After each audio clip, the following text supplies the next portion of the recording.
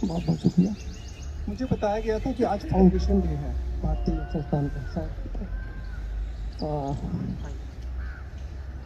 तो इसके लिए आप सबको मेरी शुभकामनाएं। ठीक है, इसके लिए आप सबको मेरी तरफ से शुभकामनाएं।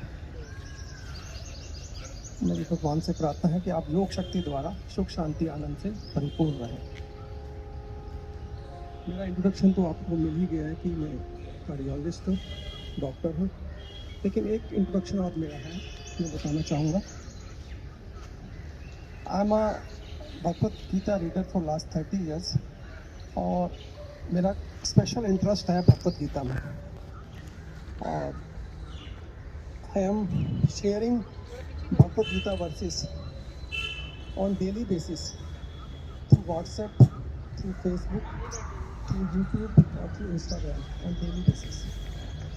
और काफ़ी लोगों को डेली बेसिस पे काफ़ी many years I am sending, काफ़ी सालों से मैं पूछ रहा हूँ और अपनी आवाज़ में गीता उपन्यास में अपनी आवाज़ में रिकॉर्ड करता हूँ। और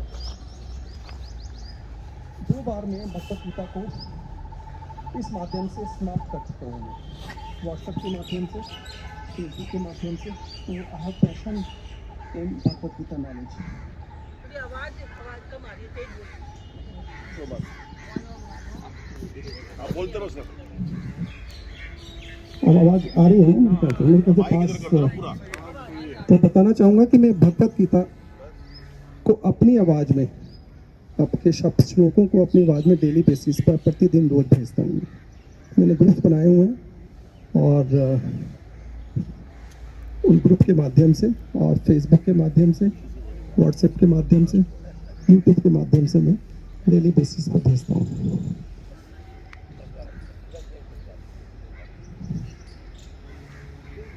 योग संस्थान का स्थापना दिवस है, तो योग क्या है इस विषय में आप पहले से ही जानते हैं। मुझे बताया योग के विषय में कुछ बता दें आप। तो योग भगवान श्री कृष्ण, साक्षात भगवान श्री कृष्ण ने भी योग के विषय में कहा है भगवत गीता ज्ञान में। तो मैं वो बताना चाहूँगा कि भगवान श्री कृष्ण योग के विषय में क्या कहते हैं। 6वें अध्याय में है ये, 4-5 श्लोकों में भगवान श्री, आवाज़ मेरी आ रही है ना आपको? तो 4-5 श्लोकों में भगवान श्री कृष्ण ने अर्जुन को कहा कि योग क्या है, किसे कहते हैं, वो सुने। भगवान कहते हैं जिस अवस्था में हर एक शब्द महत्वपूर्ण है, इसको ध्यान से सुनिए आप। जिस अवस्था में निरुद्ध चित्त, यानी कि जीता हुआ चित्त, वश में किया हुआ चित्त संसार से उपराम हो जाता है, संसार से अलग हो जाता है, और जिस अवस्था में मनुष्य अपने आप से अपने आप को देखते हुए अपने आप में ही संतुष्ट रहता है, यानी कि आत्मा को देखते हुए आत्मा में ही संतुष्ट रहता है, अनंत आनंद का अनुभव करता है, आत्म स्वरूप से विचलित ही नहीं होता है। ये सारे शब्द परमात्मा ने बोले हैं, मैं अपनी तरफ से कुछ नहीं बोल रहा। आत्म स्वरूप से विचलित ही नहीं होता है, परमात्मा स्वरूप से विचलित ही नहीं होता है, बड़े से बड़े दुखों में भी स्थिर हो जाता है, दुख रूप संसार से अलग हो जाता है, और जिस लाभ को प्राप्त होकर उससे बड़ा लाभ किसी को भी नहीं समझता है, इस अवस्था को योग कहते हैं।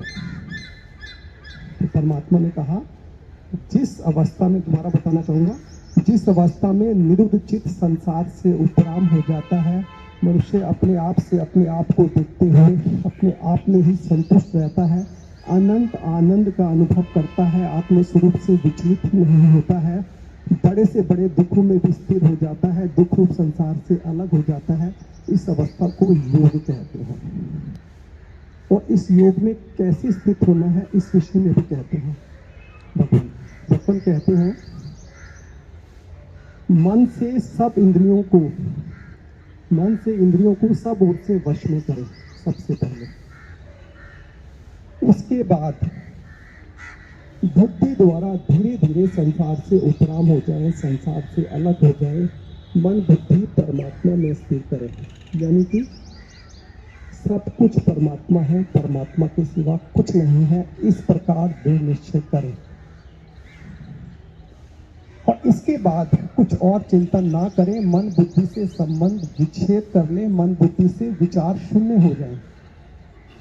इस प्रकार चिंतन रहित होकर परम तत्व का अनुभव स्वयं होगा, योग प्राप्ति स्वयं हो जाएगी, ऐसा प्रभु कहते हैं।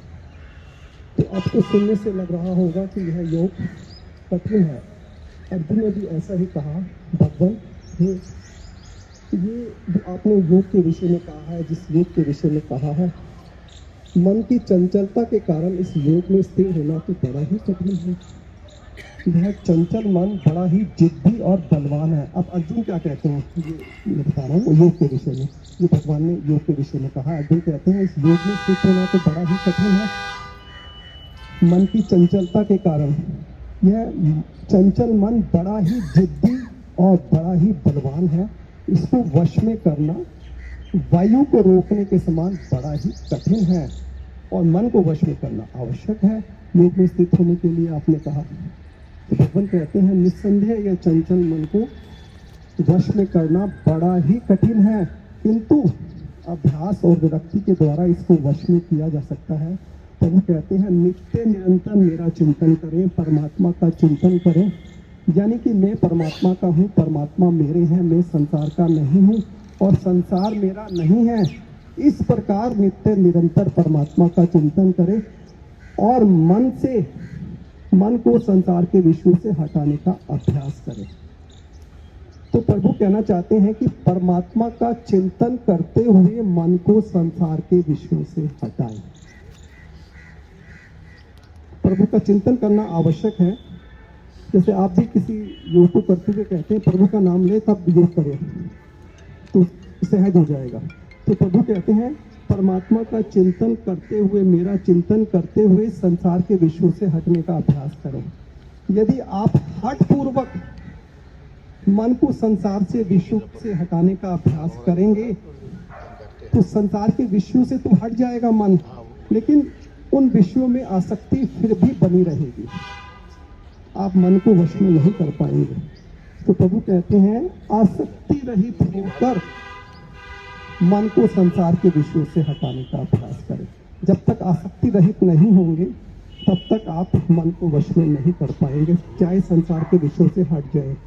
और आसक्ति रहित होने के लिए परमात्मा का नित्य निरंतर मेरा चिंतन करें, प्रभु कहते हैं। तो परमात्मा का चिंतन करते हुए आसक्ति रहित होकर मन को संसार के विषयों से हटाएं तो आप मन को वश में कर पाएंगे, ऐसा प्रभु कहते हैं। मैं उदाहरण से समझाता हूँ। जैसे आपने मिठाई के विषय को त्यागना है, मिठाई को त्यागना है, आप डायबिटीज के पेशेंट हैं तो आप हठपूर्वक मिठाई को त्यागना चाहते हैं, लेकिन आप अलग तो हो जाएंगे मिठाई के विषय से, मिठाई से, लेकिन आसक्ति फिर भी बनी रहेगी, मन करेगा आपका। आप प्रभु का बार बार चिंतन करें मिठाई को देखते हुए, हरे कृष्ण हरे कृष्ण हरे कृष्ण हरे कृष्ण हरे कृष्ण हरे कृष्ण हरे कृष्ण अभ्यास करें। मिठाई के प्रति आसक्ति नष्ट हो जाएगी, अनुभव करें। ये आसक्ति नष्ट होने की शक्ति प्रभु ही देंगे। जब तक आप प्रभु का चिंतन नित्य निरंतर चिंतन नहीं करेंगे, संसार के विषयों से नहीं हट पाएंगे और योग में स्थित नहीं हो पाएंगे। तो परमात्मा का चिंतन आवश्यक है नित्य निरंतर। तो ये मैं बताना चाहूंगा, शायद कुछ समझ में आया होगा आपको। भगवत गीता ज्ञान के सारांश को मैं कहूंगा, इस ज्ञान का चिंतन करने से प्रभु के प्रति आसक्ति आपकी बनी रहेगी और संसार के विषयों से हटने का मन करेगा। इस भगवत गीता के सारांश को सुनकर सुनिए। प्रभु कहते हैं क्यों व्यर्थ चिंता करते हो, किससे व्यर्थ डरते हो। आत्मा ना पैदा होती है ना मरती है, जो हुआ वह अच्छा हुआ, जो हो रहा है वह अच्छा हो रहा है, जो होगा वह भी अच्छा ही होगा। तुम भूत का पश्चाताप ना करो, वर्तमान चल रहा है, भविष्य की चिंता ना करो। तुम्हारा क्या गया जो तुम रोते हो, तुम क्या लाए थे जो तुमने खो दिया? तुमने क्या पैदा किया था जो नाश हो गया? ना तुम कुछ लेकर आए, जो लिया यहीं से लिया, जो दिया इसी को दिया। खाली हाथ आए खाली हाथ चले।